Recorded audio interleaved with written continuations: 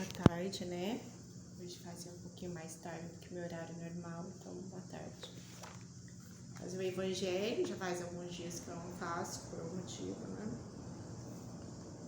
Convite ao estudo. E vós também, pondo nisto mesmo toda diligência, acrescentai à vossa fé a virtude e a virtude a ciência. Pedro. Milhões de criaturas possuíram a fé no passado, revelando extremada confiança em Deus. Mas porque a bondade lhes desertasse dos corações, ergueram suplícios inomináveis para quanto não os lhe comungasse o modo de sentir e de ser. Diziam-se devotados ao culto do Supremo Senhor, entretanto alçavam fogueiras e postes de martírio, perseguindo e exterminando pessoas sensíveis e afetuosas em seu nome. Milhões de criaturas evidenciaram admirável bondade no pretérito, demonstrando profunda compreensão fraternal no trabalho que foram chamadas a desenvolver entre os homens. No entanto, porque a educação lhes escasseasse no espírito, caíram em terríveis enganos, favorecendo a tirania e a escravidão sobre a terra. Denotavam obediência a Deus no exercício da própria generosidade, entretanto compraziam-se na ignorância, estimulando delitos e abusos a pretexto de submissão à providência divina. Nesse sentido, porém, a palavra do apóstolo Pedro é de notável oportunidade em todos os tempos. Procuremos alicerçar a fé na bondade para que a nossa fé não se converta em fanatismo, mas isso ainda não basta. É forçoso coroar a fé e a bondade com a luz do conhecimento edificante. Todos necessitamos esperar no infinito amor, todavia será justo aprender, como todos devemos ser bons, contudo, é indispensável saber para quê. Eis a razão pela qual se nos impõe o estudo em todos os lances da vida, porquanto confiar em realizando o melhor e auxiliar na extensão do eterno bem realmente demanda discernir. Então, o que nos fala, né? Que o que a gente pensa é muito diferente do real, né? A gente tem o hábito de se julgar, né, boa em alguma coisa, melhor em alguma coisa, no crivo, né, no crivo do nosso julgamento, do nosso critério. Só que até então a gente não sabe se o nosso critério é o critério mais certo, né? Se como a gente pensa é a maneira mais correta. Então é as famosas aparências enganam, né? A gente veste uma roupagem muito diferente do corpo em si. Então é necessário que a gente tenha bastante prudência nos nossos atos, né? Sejamos prudentes, porque é necessário essa prudência, né? Saber de fato a questão, a gente não está aqui para saber o que é certo e errado, a gente está aqui para fazer o nosso melhor, né? Se melhorar um pouquinho mais, diminuir as nossas tendências negativas, né? A gente não está aqui para diminuir nossas tendências positivas, a gente está para diminuir as nossas tendências negativas. E aos poucos, né? Se burilando, se aperfeiçoando, se melhorando, né? E tentando entender que o nosso critério de julgamento às vezes não é o melhor critério de julgamento que tem, né? Porque a gente se preocupa tanto em apontar o dedo alheio, né? E esquece que a gente precisa olhar para nós mesmos primeiro, né? Então vamos continuar o Evangelho no capítulo 4. Ninguém pode ver o reino de Deus se não nascer de novo, que nos fala da reencarnação. Desde os tempos de João Batista até agora, o reino dos céus é tomado pela força. E os que fazem violência são os que arrebatam, porque todos os profetas e a lei e até João profetizaram. E se vós o quereis bem compreender, ele mesmo é o Elias que há de vir. O que tem ouvido de ouvir, ouça. Então essa palavra, né, o que tem ouvido de ouvir, ouça, né, é muito difícil, pessoas que têm ouvidos para ouvir. E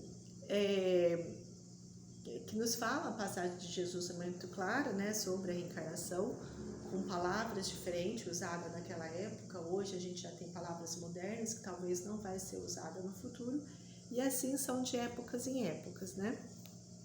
Se o princípio da reencarnação expresso em São João podia a rigor ser interpretado no sentido puramente místico, já não aconteceria o mesmo nessa passagem de São Mateus, onde não há equívoco possível. Ele mesmo é o Elias que há de vir. Aqui não existe figura nem alegoria, trata-se de uma afirmação positiva. Desde o tempo de João Batista até agora, o reino dos céus é tomado pela força, que significa outras palavras, pois João ainda vivia no momento em que foram ditas? Jesus as explica ao dizer: e se vós o quereis bem compreender, ele mesmo é o Elias que há de vir.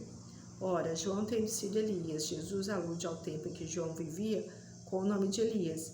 Até agora o reino dos céus é tomado pela força. É outra alusão à violência da lei mosaica, que ordenava os termínios dos infiéis para a conquista da terra prometida. Paraíso dos hebreus. Graças a Deus que a gente saiu disso, né? Enquanto que, segundo a nova lei, o céu é o ganho pela caridade e pela brandura. A seguir acrescento: que tem ouvidos de ouvir, ouça. Essas palavras tão frequentemente repetidas por Jesus exprimem claramente que nem todos estavam em condições de compreender certas verdades, né? Então, quer dizer, naquela época, né, tudo era olho por olho, dente por dente, né? A gente tem o cérebro, né, para pensar, ser racional, ter cautela, equilíbrio, né? Então, para que a gente usar dessa maneira mais brusca, né? Aqui a gente tem que nos melhorar, né? Julgar menos, nos melhorar mais. E Jesus falava muito, né? Naquela época, para a interpretação daquela época e ainda com visão para hoje, né? A gente não pode esquecer isso. Às vezes a gente acha que Jesus tinha que falar com a visão só de hoje. E aí de ontem ninguém entendia, né? Os teus mortos viverão, os meus a quem tiraram a vida ressuscitarão. Despertai e cantai louvores, vós o que habitais no pó. Porque o orvalho que cai sobre vós é o orvalho de luz, e arruinareis a terra e o reino dos gigantes. Essas passagens de Isaías é também bastante claro: os teus mortos viverão. Se o profeta tivesse querido falar da vida espiritual, tivesse querido dizer que os mortos não estavam mortos, em espírito teria dito: ainda vivem. E não viverão. Do ponto de vista espiritual, essas palavras seriam um contrassenso, pois implicariam uma interrupção na vida da alma. No sentido de regeneração moral, seria a negação das penas eternas, pois estabelece o princípio de que todos os mortos reviverão. Aqui a gente tem que entender que tudo era falado de parábola, né? Não, a gente não deve levar ao pé da letra, né?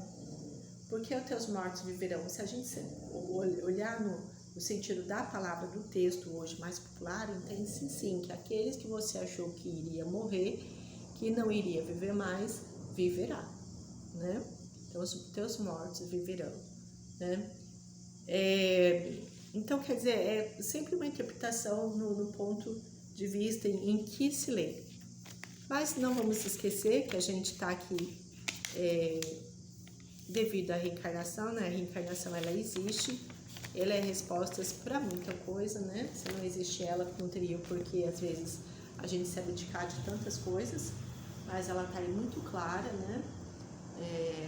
A forma que se nasce uma pessoa ou outra, o que acontece, os sentimentos, isso é uma razão muito clara da reencarnação. Procurarmos sempre nos estudar, né? Porque a gente está aqui para se informar, não deixar de se informar, né? A partir da hora que a gente é racional, se informar é uma obrigação nossa. Então vamos encerrar mais uma orientação de hoje que fala sobre a reencarnação e sobre a nossa melhora, né? Que é muito importante.